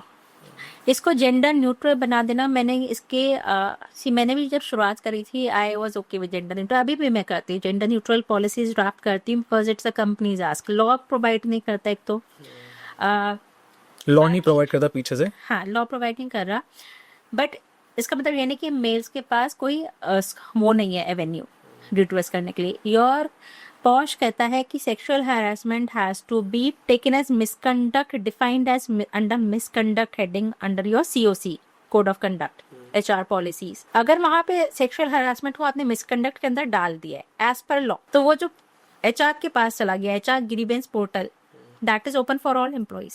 मेरे को पता नहीं है, आप अपनी कंप्लेंट HR ग्रीवेंस पोर्टल पर डाल दो, HR grievance will handle that complaint. Recently अभी लास्ट वीक ही इनफैक्ट लाइक अच्छा ग्रीवेंस पोर्टल ये कौन सो HR ऑफ द कंपनी, जो HR के ग्रीवेंस जो एक्चुअल कंपनी का ही तो पार्ट है। कंपनी का ही पार्ट है ना, तो पॉश भी तो कंपनी का ही है ना, internal. Do you guys do any kind of an audit or something where you actually check the policies of the HR specifically with Posh? So see legally POSH audit का कहीं पे दिया नहीं हुआ, बट यस वी डू कि जहाँ पे अगर कोई किसी कंपनी को कराना है, वी कैन चेक इनकी पॉलिसी में सारी पॉइंट्स कवर है कि नहीं है, उनकी ट्रेनिंग्स क्या है, एम्प्लॉयज के लेवल ऑफ अंडरस्टैंडिंग क्या है, IC का लेवल ऑफ अंडरस्टैंडिंग क्या है, पोस्टर्स हैं कि नहीं है, सारी कंप्लायंसेस सारी चीज़ें सही जा रही हैं कि नहीं, we do audit. Right. But there is no जैसे बाकी CA ऑडिट्स वगैरह होते हैं, they are like backed by the law, POSH audit is not backed by law. Posh is not backed by. हाँ, yeah it is on the company, उनको अपना देखना है कि कैसा है। करेंगे अदरवाइज नहीं है। और ये मेजरली कल्चर के लिए होता है ना कि हमारा कंपनी का culture it's like I would say that one of the important blood reports की तरह ही होता है मेरे ख्याल से कंपनी के अंदर का पॉश का, बिकॉज घूम फिर के you are having both the genders, the possibilities to have sexual harassment can be if it is not, it's like a deworming injection की तरह ही होता है जो साल के अंदर 2 बार लग जाए तो फिर एटलीस्ट पता तो रहेगा कि कुछ होगा नहीं। मतलब मेरे को तो यही समझ आ रहा है आपका पूरा हाँ, इंटरव्यू so एक मैं चीज कह करता हूँ, आपने शुरुआत में भी बोला और अभी दोबारा बोला, तो मैं मेरे माइंड में आया था, तब भी आया था When we say both the genders, let's not limit it to both the genders. Genders का स्पेक्ट्रम बहुत बड़ा है और हम कहें कि सारे genders की अगर हम बात करें तो that will be better. हम सिर्फ मेल फीमेल पे नहीं अटके. LGBTQIA. हाँ, सो उसमें सेक्स एंड जेंडर दोनों अलग अलग सब मिक्स हो गया है, बट हम जेंडर्स पे रहेंगे. So third genders are also there and law हम मेल फीमेल की बात करते हैं, बट अगेन हम वुमेन सेंट्रिक की बात करते हैं. थर्ड जेंडर में भी ट्रांसजेंडर में भी there is a law which is known as protection of transgender, है ना? I have no idea about that. Tell me more. It's a 2019 act which allows people to even recognize their gender, कि वो खुद बता सकते हैं कि उनको कौन सा जेंडर की तरह करना है. सो ये बहुत अलग लॉ है, उस पर जा रहा है, बट दे कैन से कि I am identify my self from now on, और DM या DO ऑफिस से they can take that card as well कि आइडेंटिफाई एज मैन और as a women. So identify as, अभी हम India में वहाँ तक नहीं गए हैं जो कुत्ते बिल्ली की तरह आइडेंटिफाई कर रहे हैं अपने आप को, बट मेल फीमेल की तरह जो कर रहे हैं दे कैन आइडेंटिफाई. मैं अपने आप को मेल आइडेंटिफाई करता हूँ या फीमेल या even the like other genders की तरह. Right. सो अगर हम यहाँ पे जब बात करते हैं पॉश की, वुमेन की बात करते हैं, सो यहाँ पे इवन द थर्ड जेंडर जो आइडेंटिफाई करते हैं as a women, if they had अब उन्होंने अपने आप को प्रॉपरली किया हुआ है, लॉ फॉलो करके, they had taken that card as well, so even they are covered. Complaint against even third genders are covered In Posh. in Posh Okay. because they are then identifying them as a woman Okay. and women are covered. Correct. So ये थोड़ा बड़ा, जब companies में जब ये obviously जब आप करने बैठेंगे, अगर इस तरह के केसेस आते हैं, specially they can be very tricky as well, They are actually. मैं खुद. क्योंकि जब आप जेंडर को लेके आएंगे इसमें, सो वुमेन कवर्ड है, that is okay. Right. Then protection of transgender person is there act law है, जिसमें उनको भी पूरा इक्वालिटी दिया गया है सारा लॉ में. They can also file complaint. तो DEI is for all. So diversion, inclusion, equity, वो चाहे डिसेबल्ड हो, चाहे सारे जेंडर्स की बात हो रही हो, सेक्सेस की बात हो रही हो, वो सबके लिए है. अगेन वी कैन नॉट कि ये डाइवर्सिटी से मतलब डाइवर्सिटी में मतलब यही होता है, आपका एज के भी इश्यूज आते हैं. कई लोग कहते हैं कि हम एजिज्म जिसको हम कहते हैं कि हम बहुत यंग नहीं लेंगे, हम बहुत सीनियर नहीं लेंगे, वो भी आ गए. डिसेबल्ड जो स्पेशली एबल्ड है वो भी आ गया, because those are comprises of diverse people, employees. And inclusion भी कि सबको साथ में आना है. इक्विटी भी कि that everyone should be treated Equally. Equally, and equity are different. Okay. Equity means हर एक को उसकी जरूरत के हिसाब से वो सेम चीज प्रोवाइड कराई जाए. Okay. That is equity, because we have to be keep in mind कि not everyone is equal. People have their different needs. किसी को आपको ज्यादा देना पड़ता है, किसी को आपको कुछ और देना पड़ता है. आपको वो कंफर्टेबल रहे और वो आपकी सारी जरूरतें पूरा करे, तो वो आपको इक्विटी में ही डिवाइड करना होगा. लाइक फॉर एग्जाम्पल, एक बहुत ही अच्छी वीडियो, एक फोटो है काफी दिया हुआ कि 3 अलग अलग हाइट के पर्सन अगर वो दीवार फांद के देख रहे हैं, किसी को दिख रहा है किसी को नहीं दिख रहा, तो आपको उनको अलग अलग हाइट के वो प्रोवाइड करने पड़ेंगे ना, ताकि वो सारे देख सके. That is equity. Ah, got it. आप हर एक को एक प्लेटफॉर्म दे दोगे तो किसी को तो दिख रहा है, किसी को नहीं दिख रहा. ये तो मेरे ख्याल से इन्फोर्स कर. That is equal. That is equality कि आपने सबको एक प्लेटफॉर्म दे दिया हाइट का, बट उससे उनका फायदा नहीं हो रहा. फायदा ये है कि आपने देखा कि जो छोटी हाइट का है उसको ऊंचा प्लेटफॉर्म दो, जो लंबी हाइट का है उसको आप छोटा कम भी दे सकते हो. That is equity. You have to identify different needs. And what about inclusion? Then inclusion is that everyone should be coming together and work together in a safe manner. And they should feel as one. इतना सारा का सारा sensitisation and language के around है, because you say that prevention of you can say posh के जितने भी होते हैं वो मेजरली द लैंग्वेज के अराउंड होता है, किस टाइप का लैंग्वेज यूज करा है, कैसा है. सो इस लैंग्वेज सेंसिटाइजेशन के अराउंड कोई डिक्शनरी या कुछ बुक या कुछ मैनुअल बनाया है for by this committees which gets given to the organisation to go through it कि ये टर्मिनोलॉजीज है, इसको फॉलो करना है किस तरीके से, because that will kind of enforce the law I would say at a level which makes them civil कि हाँ ये हमारा एक बिहेवियर और ये लैंग्वेजेस हमको अवॉइड करना है. Don't you think that will make your job kind of easier and then the trainings more effective? जैसे साइंस बुक भी हम लोग पढ़ाया करते थे बचपन में कि ये लोग पढ़ो, उसके बाद फिर हम वो हर चीज तो लॉ सारी चीजें लिख के नहीं दे सकती, फिर कहीं भी कोई इस पे अभी तो आपकी बात करो, आप जैसे ऑर्गेनाइजेशन आते हैं ना. Yeah but there is a handbook by Supreme Court on the stereotypes, Stereotypes. words terminologies used as stereotypical terminologies which is used and which should be avoided. So एक हैंडबुक है सुप्रीम कोर्ट कितना की, कितने pages का है?